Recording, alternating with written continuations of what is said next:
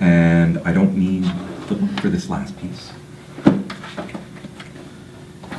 Sometimes when you're writing, you intend one thing, and then you're steered in another direction.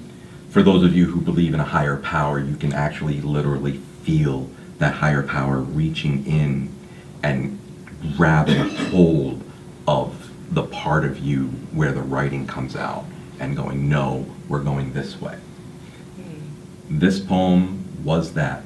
It was originally a Dear John letter that transformed into something much more, well, I don't like to, you know, sound egotistical or anything, but I'm really proud of this piece. Let me do it for you. This is the title piece from Flower. Some acorns grow into mighty oaks only because a squirrel forgot where he buried them.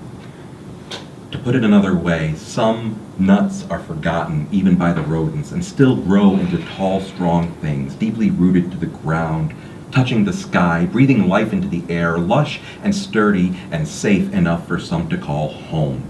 If they call it home, if they have in their animal languages a word with which to label this idea, this ideal, this feeling home, if they have this feeling home.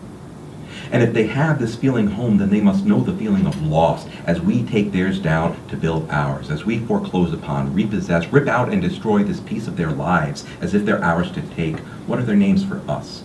Do they know our given names, or do they give us names in their animal languages? Would those names translate to something like Katrina, Rita, Ike, Bob? And what in turn would they then call the windstorm blowing their house in, blowing the tree to falling in the forest? If no one's there to hear it, does it make a sound?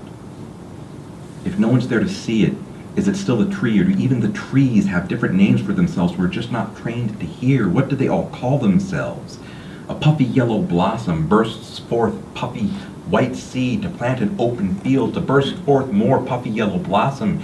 You call it weed, but the eyes of a child behold a flower, a wonder, a thing of magic, of beauty, for making wishes, closing eyes, blowing windy kisses. If a flower grows in an open field and no child is there to see it, is it still beautiful? If a weed grows in a sidewalk crack or in your front lawn and no child is there to call it flower, is it still beautiful? Is beauty really in the eye of the beholder? Is it all just for the benefit of others? Are we truly what is perceived of us from the outside? I know that some would see me as a tree or a flower, but others would see me as a weed. My roots may give shelter or nourishment to some, but some couldn't get past the bitter taste, while others would be poisoned. But I still grow, still blossom, still burst forth everything I am, still plant seeds in the fields and lawns and sidewalk cracks of your minds. I still am, still live, no matter how they see me, what they call me, how they use me. I stay rooted to the ground and dare to stretch towards the sky.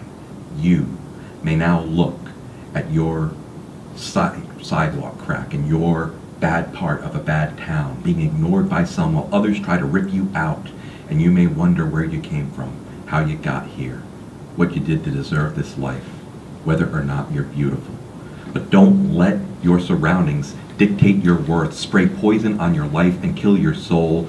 Hold fast to your roots and stretch as high as you can.